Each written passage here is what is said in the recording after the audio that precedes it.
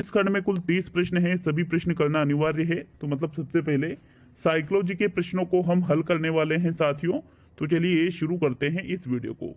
देखो पहला क्वेश्चन जो था ये लेवल 1 में पहले 2021 में ही जो आपके 26 अक्टूबर को 26 सितंबर को जो पेपर हुआ था तो उसमें भी ये प्रश्न पूछा गया था। तो क्या था प्रश्न? एनसीएफ 2005 के नेशनल स्टीयरिंग कमेटी के अध्यक्ष थे doctor DS Kothari, professor Yashpal, doctor Krishna Kumar, doctor Arvind Kumar. तो देखो ये प्रश्न तो रिपीट हो चुका है, तो इसका तो सभी को आंसर पता होगा क्योंकि पहले ही सभी ने इसका आंसर बता दिया था। यहाँ पर डॉक्टर एस कोठारी, कृष्ण कुमार या अरविंद कुमार नहीं रहेंगे। स्टीयरिंग कमेटी के अध्यक्ष यहाँ पर कौन थे? प्रोफेसर यशपाल। मतलब सी वाला विकल्प यहाँ पर प्रश्न संख्या 1 में सही है साथियों। नेक्स्ट प्रश्न संख्या 2 पे हम बढ़े तो दूसरा जो क्वेश्चन देखिएगा, प्रश्नों का लेवल आप देख सकते हो अच्छी तरह से। दूसरा क्वेश्चन यहाँ पर था, इसमें एनसीएफ 2005 के अनुसार 10वीं, देखो जो पेपर की पीडीएफ आई है तो उसमें आपको देखने में असुविधा होगी, लेकिन मैं पढ़ूंगा एक एक शब्द को तो आप अच्छी तरह से समझना बात को, है ना। 10वीं व 12वीं के छात्रों के लिए कुल गृह कार्य के समय की सिफारिश है 2 घंटे प्रतिदिन, 4 घंटे प्रतिदिन, 3 घंटे प्रतिदिन, 5 घंटे प्रतिदिन।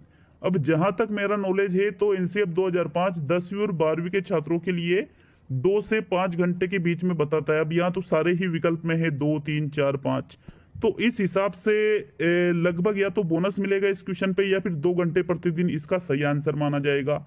तो मेरे हिसाब से इसमें ए वाला विकल्प सही है, लेकिन इस क्वेश्चन में मेरे भी ठीक है कंफ्यूजन है, कंफर्म नहीं है साथियों। नेक्स्ट प्रश्न संख्या 3 इसमें पूछा गया था, मतलब एक क्वेश्चन तो ऐसा आया है जो वाकई में अच्छा क्वेश्चन था, तो एक क्वेश्चन यहाँ पर कठिन मान सकते हो बिल्कुल। गेस्टाल्ट स्कूल के संस्थापक थे। तीसरा क्वेश्चन पूछा गया वर्दाइमर, कोपका, कोहलर, लेविन। भाई ये बहुत ही अच्छा क्वेश्चन था, वेरी इंपॉर्टेंट क्वेश्चन है। कई सारे बच्चों ने इसमें कोहलर लगा रखा है, वर्दाइमर भी लगाया है, कोपका भी लगाया, लेविन तो किसी ने भी नहीं लगाया होगा क्योंकि गेस्टाल्ट स्कूल के अंतर्गत 3 गेस्टाल्ट मनोवैज्ञानिक हम जिनको जानते हैं वो है वर्दाइमर, कोपका, कोहलर। लेकिन साथियों मैं आपको बताना चाहूंगा कि जो गेस्टाल्ट स्कूल है अगर तीनों का नाम आ जाता है, मैंने आपको जब रीट के लिए साइकोलॉजी पढ़ाई थी तो तब वहां पर मैंने आपको बता रखा था कि भाई अगर तीनों के नाम आ जाते हैं तो फिर आपको कोपका को करना है तो सबसे बेटर विकल्प कोपका ही रहेगा इसमें। अगर मान लो उपरोक्त तो सभी भी रहते तो फिर हम सभी को सही कर सकते थे, लेकिन यहाँ लेविन दे दिया, मतलब प्रश्न वाकई बहुत ही अच्छे स्तर का प्रश्न है, तो यहाँ कोपका माना जाएगा। अधिकतर बच्चों ने कोलर लगा रखा है, गलत है। वर्दाइमर लगा रखा है, गलत है। कोपका यहाँ पर फर्स्ट चॉइस रहेगी आपके तीसरे क्वेश्चन में। नेक्स्ट है प्रश्न नंबर 4। देखो अच्छा क्वेश्चन अभी तक पूछे जा रहे हैं, लेकिन चौथा क्वेश्चन पूछा था बुद्धि का बहुकारक सिद्धांत किसने दिया? थॉमसन ने, गिलफोर्ड ने, स्पीयरमैन ने और हॉवर्ड गार्डनर ने। तो देखो स्पीयरमैन ने तो द्वितत्व का दिया था, तो ये तो आंसर नहीं है। थॉमसन ने समूह तत्व का दिया था साथियों, ये भी नहीं है इसका। अब देखो यहाँ पर आपको देखना होगा कि भाई थॉमसन और गार्डनर दोनों में यहाँ कंफ्यूजन होगा आपके। तो देखो इसमें विकल्प है थॉमसन, स्पीयरमैन, गिलफोर्ड और गार्डनर। भाई यहाँ पर जो ऑप्शन होना चाहिए वो तो ऑप्शन ही नहीं है, क्योंकि यहाँ पर इंग्लिश में इन्होंने दे रखा है मल्टी फैक्टर थ्योरी। तो मल्टी फैक्टर थ्योरी यहाँ पर साथियों थॉर्नडाइक के द्वारा दी गई थी, बहुकारक वाली, लेकिन यहाँ थॉर्नडाइक तो ऑप्शन में ही नहीं है। तो थॉर्नडाइक ऑप्शन में नहीं है तो मेरे हिसाब से या तो इस क्वेश्चन पे बोनस मिलने वाला है। भाई गिलफोर्ड इसका आंसर रहेगा नहीं, क्योंकि गिलफोर्ड ने तो संक्रिय उत्पाद का दिया था। स्पीयरमैन इसका आंसर रहेगा नहीं क्योंकि द्वितत्व का दिया था। अब यहाँ पर थॉमसन की अगर हम बात करें साथियों, तो थॉमसन ने तो जो सिद्धांत दिया था प्रतिमान या प्रतिदर्श का सिद्धांत दिया था, वर्ग घटक का इन्होंने जो सिद्धांत दिया था, तो यहाँ पर थॉमसन भी नहीं होना चाहिए, तो ये भी आंसर नहीं है। अब जो हॉवर्ड गार्डनर ने जो सिद्धांत दिया, तो गार्डनर ने जो सिद्धांत दिया है साथियों उसको बहुकारक थोड़ी कहते हैं, उसको तो मल्टीपल फैक्टर नहीं कहते, उसको मल्टीपल इंटेलिजेंस थ्योरी कहा जाता है साथियों। मतलब यहाँ पर गार्डनर भी फिर हम गार्डनर ही लगाएंगे, तो फर्स्ट चॉइस इसमें रहेगी गार्डनर, मतलब डी वाला विकल्प इसमें सही माना जाएगा, या फिर इस क्वेश्चन पर क्या दिया जाएगा? बोनस दिया जाना चाहिए साथियों। नेक्स्ट 5वां क्वेश्चन अगर हम देखें तो प्रश्न नंबर 5 है अभिप्रेरक है। मोटिव्स आर व्यवहार का आंतरिक स्रोत, व्यवहार का बाह्य स्रोत, व्यवहार का वास्तविक स्रोत और इनमें से कोई नहीं। तो भाई इनमें से कोई नहीं को तो हम हटा देते हैं। अब अभिप्रेरक तो भाई वास्तविक बाह्य स्रोत नहीं होता है, अभिप्रेरक इंटरनल सोर्स ऑफ बिहेवियर, मतलब अभिप्रेरक आंतरिक स्रोत होते हैं व्यवहार के। अर्थात यहाँ पर जो ए वाला विकल्प है उसको सही माना जाएगा। ये भी इतना ज्यादा कोई डीप क्वेश्चन नहीं था, बाकी 2-3 क्वेश्चन तो अच्छे खासे इसमें अभी तक आ चुके हैं 5 में से। नेक्स्ट छठे क्वेश्चन की अगर हम बात करें तो छठा क्वेश्चन है इसमें, ये देखिए प्रश्न नंबर 6 को। पियाजे के अधिगम के संज्ञानात्मक सिद्धांत के अनुसार वह प्रक्रिया जिसके द्वारा संज्ञानात्मक संरचना को संशोधित किया जाता है कहलाती है। इसकी माँ समायोजन, प्रत्यक्षण, समावेशन। तो भाई जहां पर संज्ञानात्मक संरचना को, ठीक है, संज्ञानात्मक संरचना को संशोधित किया जाता है उसको हम क्या कहते हैं साथियों? स्कीमा या प्रत्यक्षण तो कहेंगे नहीं, समायोजन कहेंगे या समावेशन कहा जाएगा उसको। तो उसको समायोजन नहीं कहा जाता है, उसको समावेशन कहा जाता है मित्रों। मतलब डी वाला विकल्प आपके प्रश्न संख्या 6 में बिल्कुल सही है। नेक्स्ट आगे बढ़ेंगे प्रश्न नंबर 7 की। तो साथियों प्रश्न नंबर 7 है आपके, शिक्षक का असहानुभूतिपूर्ण तथा कठोर दृष्टिकोण प्रभावित करता है स्वास्थ्य को, गृह कार्य को, समायोजन को और अभिरुचि को। तो देखिएगा किसको असहानुभूतिपूर्ण तथा कठोर दृष्टिकोण है, तो फिर वो गृह कार्य, स्वास्थ्य, इनसे ज्यादा अभिरुचि या समायोजन सबसे ज्यादा किसको प्रभावित करेगा? इस क्वेश्चन को अगर हम देखें तो स्वास्थ्य और गृह कार्य तो इसका राइट आंसर नहीं है, लेकिन समायोजन और अभिरुचि पे आके हम अटक जाते हैं। तो भाई अगर शिक्षक सहानुभूतिपूर्ण व्यवहार नहीं कर रहा है, कठोर व्यवहार कर रहा है, तो वहां पर देखिएगा एडजस्टमेंट करने में भी दिक्कत आएगी और शिक्षक पढ़ाएगा तो उसमें अभिरुचि में भी कहीं ना कहीं दिक्कत आएगी। लेकिन फिर इन दोनों में से भी अगर सही आंसर देखे तो फिर आपके राइट आंसर समायोजन होना चाहिए, क्योंकि फिर वहां समायोजन करने में हमें ज्यादा कठिनाई आएगी। इस प्रकार से ये प्रश्न था। बाकी कंफ्यूजन तो यहाँ एग्जाम हॉल में यहाँ इस दोनों ऑप्शनों पर भी बहुत ही ज्यादा हो जाते हैं, तो ये भी एक अच्छा क्वेश्चन आप मान सकते हो। नेक्स्ट 8वां प्रश्न इसमें पूछा गया था। देखो 8वां प्रश्न यहाँ अच्छे से दिख रहा है। The term of emotional intelligence is given by Daniel Goleman, Terman, beneath और गाल्टन। अर्थात यहाँ पर जो भावात्मक बुद्धि की बात की जा रही, इमोशनल इंटेलिजेंस मतलब भावात्मक बुद्धि किसके द्वारा दी गई थी? तो भावात्मक बुद्धि के बारे में यहाँ पर किसके द्वारा बताया गया है साथियों? डेनियल गोलमैन के द्वारा बताया गया है। ए वाला विकल्प आपके बिल्कुल सही है, इंग्लिश में भी यहाँ पर है। देखो बाकी यहाँ भावात्मक बुद्धि की बात की जा रही है तो डेनियल गोलमैन के अलावा बिल्कुल जिनका भी ये पेपर था अच्छी खासी जानकारी थी, जॉन मेयर और पीटर सेलोवी भी यहाँ पर इन्होंने लिख रखा है, लेकिन यहाँ ऐसा ऑप्शन में है ही नहीं, तो फिर हम डेनियल गोलमैन को सही करेंगे। ठीक है, नेक्स्ट आगे बात करते हैं। अगला कौन सा? 9वां प्रश्न है। तो 9वां प्रश्न अच्छे से दिख नहीं रहा होगा, लेकिन मैं पढ़ देता हूं तो देखिएगा। जिस प्रक्रिया से व्यक्ति मानव कल्याण के लिए परस्पर निर्भर होकर व्यवहार करना सीखता है वह प्रक्रिया है सामाजिकरण, वैयक्तिक मूल्य, भाषाई विकास, सामाजिक परिपक्वता। देखो अच्छा क्वेश्चन है, लेकिन आसानी से कर सकते थे कि भाई जो व्यक्ति है वो मानव कल्याण के लिए परस्पर निर्भर होकर व्यवहार करना सीख रहा है। तो परस्पर मतलब एक दूसरे पर निर्भर होना, तो ये कहीं ना कहीं सोशियलाइजेशन के अंतर्गत, सोशियोलाइजेशन के अंतर्गत आ जाएगा। सामाजिकरण यहाँ पर आपका बिल्कुल सही आंसर रहेगा साथियों इस क्वेश्चन में। नेक्स्ट अगला क्वेश्चन देखेंगे। तो अगला क्वेश्चन देखिएगा, इस क्वेश्चन को मैंने कई बार कर रखा था, अच्छे से दिख नहीं रहा होगा बट मैं अच्छे से आपको पढ़ दूंगा तो देखिएगा। इस पेज में थोड़ी मिस्टेक है। एक विद्यार्थी अपने समकक्ष व्यक्तियों के समूह के प्रति आक्रामक व्यवहार करता है और विद्यालय के मानदंडों को नहीं मानता है। इस विद्यार्थियों को जिस सहायता की आवश्यकता है वह है मनोगत्यात्मक क्षेत्र, साइकोमोटर डोमेन, भावात्मक क्षेत्र, अफेक्टिव डोमेन, फिर उसके बाद में उच्च स्तरीय चिंतन कौशल, हायर ऑर्डर थिंकिंग स्किल, संज्ञानात्मक क्षेत्र, कॉग्निटिव डोमेन। तो देखो अगर कोई विद्यार्थी आक्रामक व्यवहार कर रहे हैं मतलब कहीं ना कहीं उसकी भावना से संबंधित चीज है, विद्यालय के मानदंडों को नहीं मान रहे, तो बिल्कुल 101% भावात्मक क्षेत्र इसका राइट आंसर रहेगा अफेक्टिव डोमेन के अंतर्गत। तो बी वाला विकल्प इस क्वेश्चन में सही है साथियों। नेक्स्ट प्रश्न नंबर 11 पे आते हैं। देखो यही एक ऐसा पेज है जिसमें अच्छे से नहीं दिखाई दे रहा है, बाकी अच्छे आपको दिख जाएंगे। तो अगला क्वेश्चन इसमें है, एक बालक सामाजिक रूप से पूर्णतः विकसित माना जाएगा यदि वह अपने परिवार के सदस्यों के साथ स्वस्थ संबंध नहीं रखता या रखती। गलत है बिल्कुल ये तो। अपने साथियों के बीच लोकप्रिय नहीं है, ये भी गलत हो रहा है। समाज में विभिन्न प्रकार के व्यक्तियों के साथ किस प्रकार व्यवहार करना चाहिए जानता हो या जानती हो, बिल्कुल सही बात है ये तो। वह अपना अधिकांश समय कंप्यूटर के साथ व्यतीत करता है या करती है, ये भी गलत है। मतलब एक ही ऑप्शन यहाँ पर हमें सही देखने को मिला है और वो है सी वाला, कि भाई जो सामाजिक रूप से पूर्णतः विकसित है वो विभिन्न प्रकार के व्यक्तियों के साथ अच्छा व्यवहार, किस प्रकार से उसको व्यवहार करना है इस चीज की जानकारी अगर उसे है तो मतलब वो भावात्मक रूप से अच्छा है, विकसित है। तो चलिए अगला क्वेश्चन देख लेते हैं। अगला क्वेश्चन है 12वां प्रश्न। मानव विकास का संबंध नहीं है स्मृति का विकास से, अवबोध की क्षमता से, तर्क एवं निर्णय से, शिक्षार्थी के वजन एवं ऊंचाई से।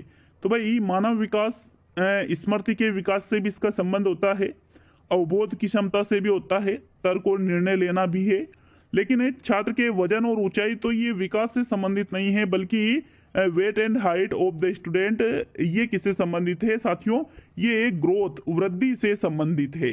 इसलिए आपके चौथा विकल्प इसमें सही माना जाएगा प्रश्न नंबर 12 में, क्योंकि ये वृद्धि की विशेषता है न कि विकास की, बाकी तीनों विशेषता विकास की है।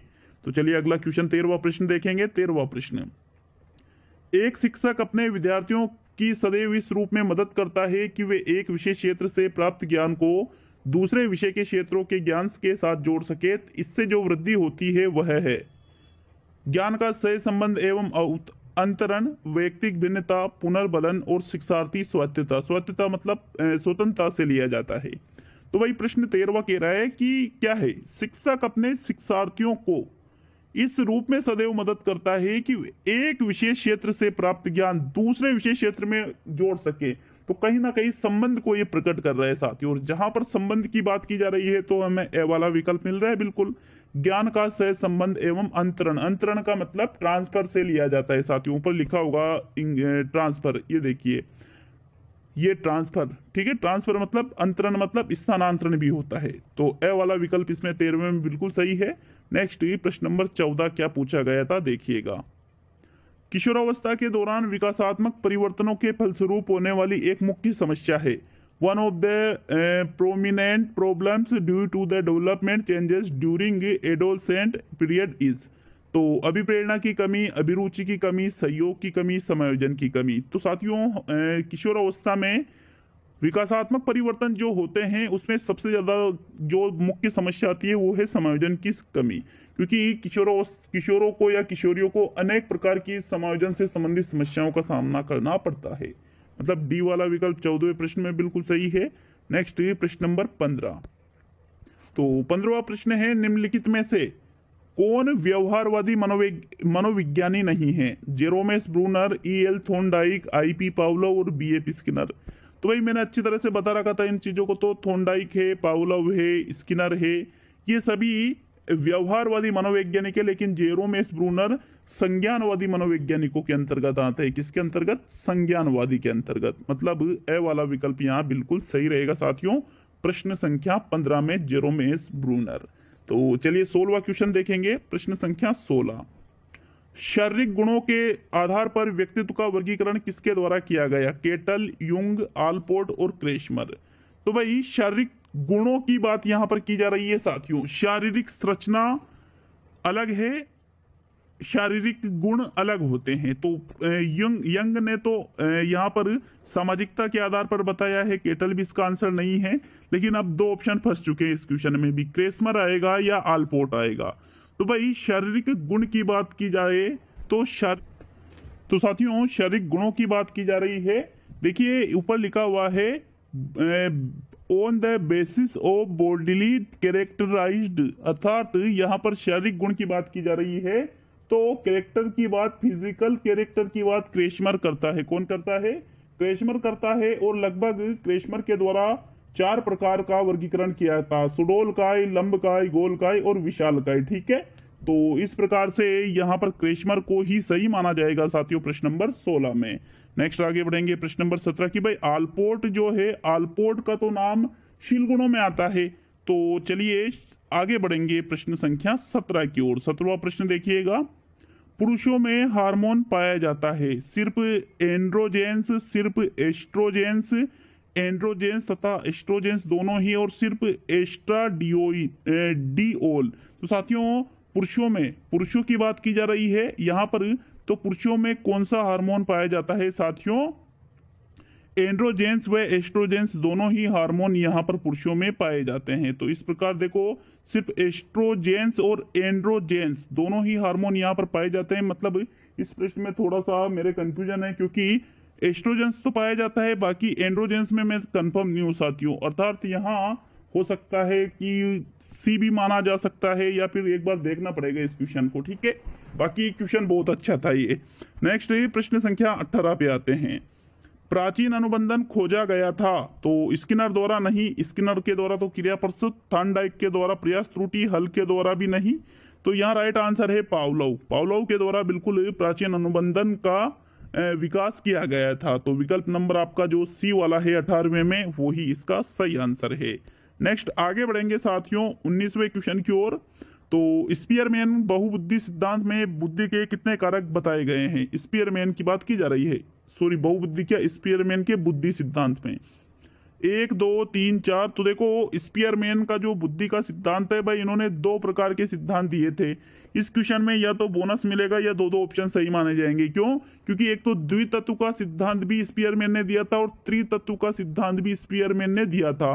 द्वितत्व एस कारक और मतलब सामान्य और विशिष्ट कारक तो बताए थे, लेकिन समूह कारक इनके जो त्रितत्व का सिद्धांत है उसमें जोड़ दिया था।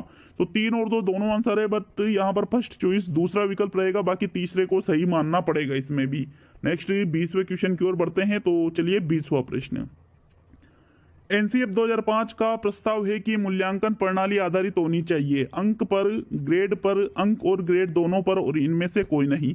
तो कोई नहीं को तो हम हटा देंगे, ए वाले विकल्प को भी हटा देंगे।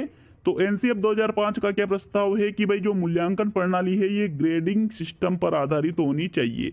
बी वाला विकल्प आपके 20वें क्वेश्चन में सही माना जाएगा साथियों। नेक्स्ट प्रश्न संख्या 21। अभिप्रेरणा और समस्या समाधान में है सकारात्मक से संबंध, कोई से संबंध नहीं है, नकारात्मक से संबंध, और इनमें से कोई नहीं। तो कोई नहीं को हम हटा देंगे। भाई अभिप्रेरणा अगर होगी तो समस्या समाधान अच्छे से होगा, तो अच्छे से होगा मतलब ये दोनों सकारात्मक रूप से संबंधित है, अर्थात सकारात्मक से संबंध इसका बिल्कुल सही आंसर रहेगा। बी वाला, डी वाला, सी वाला तीनों ही विकल्प यहाँ पर गलत है साथियों। तो चलिए आगे बढ़ेंगे प्रश्न नंबर 22 पर। 22वां प्रश्न। सृजनात्मकता का मापन करने के लिए इनमें कोई वाचिक परीक्षण नहीं है, निरक्षर, प्रौढ़, बच्चे, शिक्षित व्यक्ति। तो भाई देखो यहाँ पर वाचिक की बात की जा रही है, वाचिक परीक्षण की बात की जा रही है साथियों। देखो there is no verbal test to measure the creativity among. तो यहाँ पर देखो बच्चे जो हैं वो भी वाचिक परीक्षण कर सकते हैं, शिक्षित व्यक्ति भी वाचिक मतलब भाषाई से बात की जाती है साथियों, और यहाँ पर प्रौढ़ भी कर सकते हैं, एडल्ट्स। लेकिन जो लिटरेट्स व्यक्ति है मतलब निरक्षर व्यक्ति है, फिर यहाँ पर वो अशाब्दिक में आ जाएंगे, मतलब ए वाला विकल्प बिल्कुल 22वें प्रश्न में सही माना जाएगा। तो चलिए आगे बढ़ेंगे प्रश्न नंबर 23 पर। 23वां प्रश्न। अभिप्रेरणा चक्र का पहला चरण है प्रणोद, प्रोत्साहन, आवश्यकता और विचार। तो भाई अभिप्रेरणा के लिए जो पहला चरण है, सबसे पहले आवश्यकता होनी चाहिए, आवश्यकता से अंतर्नोद होता है, और सबसे बाद में होता है यहाँ पर प्रोत्साहन। तो साथियों इस प्रकार यहाँ नीड जो है ये फर्स्ट चरण इसका रहेगा, फर्स्ट स्टेप, अर्थात बी वाला विकल्प आपके बिल्कुल यहाँ पर सही रहेगा 23वें प्रश्न में। नेक्स्ट आगे बढ़ेंगे प्रश्न नंबर 24 पर। तो 24वां प्रश्न। पावलोव के प्रयोग में यूसीएस है, घंटी, लार, भोजन और कुत्ता। तो भाई 4 चीजें होती है, एक तो होती है सीएस, एक होता है यूसीएस, एक होता है सीआर और एक होता है यूसीआर। तो सीएस का मतलब स्टिम्युलस, तो अनुक्रिया को तो हम हटा देते हैं। अनुक्रिया क्या है साथियों? जो लार का आना है वो है अनुक्रिया, तो लार को हम हटा देते हैं। तो भाई यहाँ पर यूसीएस का मतलब होता है अनकंडीशनल स्टिम्युलस, मतलब स्वाभाविक उद्दीपक। तो स्वाभाविक उद्दीपक क्या है? भोजन है। और सीएस पूछता तो फिर हम घंटी कर देते, मतलब बी वाला विकल्प यहाँ पर बिल्कुल सही आंसर है प्रश्न नंबर 24 में। नेक्स्ट आगे बढ़ेंगे प्रश्न नंबर 25 पर। 25वां प्रश्न। निम्नलिखित में से कौन सा नियम थॉर्नडाइक द्वारा नहीं दिया गया? अभ्यास का नियम, प्रभाव का नियम, तैयारी का नियम और प्रतिक्रिया का नियम। तो देखो यहाँ पर अभी जो साइकोलॉजी की मैंने क्लासें चला रखी है, फर्स्ट ग्रेड के लिए, सेकंड ग्रेड के लिए, या फिर आप कह सकते हो सी टेट के लिए, वो काफी ज्यादा उपयोगी है। यूपी टेट के लिए, एमपी टेट के लिए, अन्य किसी भी शिक्षक भर्ती के लिए संपूर्ण कोर्स निःशुल्क शुरू किया गया है साथियों। अभी 5-6 क्लासें हुई है। अगर आप चाहते हो तो बिल्कुल आप जुड़ सकते हो। अभी यही चीजें चल रही है उसमें। तो अभी मैंने आपको वहां पर तैयारी का नियम, लॉ ऑफ रेडीनेस सुबह ही पढ़ाया था। तो ये तो है, अभ्यास का नियम प्रभाव का भी है, लेकिन प्रतिक्रिया का नियम थॉर्नडाइक ने नहीं दिया है। मतलब डी वाला विकल्प आपका बिल्कुल आंसर सही रहेगा 25वें में। नेक्स्ट प्रश्न नंबर 26, अधिगम के अंतःदृष्टि सिद्धांत के प्रतिपादक कौन थे? थॉर्नडाइक, स्किनर, पाउला और कोहलर। तो भाई अंतःदृष्टि का सिद्धांत का मतलब यहाँ पर बात की जा रही है इनसाइट थ्योरी। इनसाइट थ्योरी यहाँ पर किसके द्वारा दी गई थी? कोहलर के द्वारा की दी गई थी। कोपका और कोहलर, यहाँ पर कोहलर ही ऑप्शन में है भाई। कोपका, कोहलर या फिर अन्य चीज की बात की जाए तो फिर वो अलग है, लेकिन कोहलर है तो कोहलर को ही सही करेंगे। मतलब डी वाला विकल्प आपके 26वें प्रश्न में सही रहेगा। नेक्स्ट आगे बढ़ेंगे प्रश्न नंबर 27 पर। तो 27वां प्रश्न नंबर 27 है, कार्यात्मक प्रतिबद्धता सिद्धांत में मुख्य कारक निम्न में से कौन सा है? आकृतिकरण, बहिर्गमन, पुनर्बलन, स्वेता आपूर्ति। तो भाई यहाँ पर कार्यात्मक प्रतिबद्धता ऑपरेंट कंडीशनिंग थ्योरी की बात की जा रही है। तो क्रिया प्रसूत अनुबंधन है।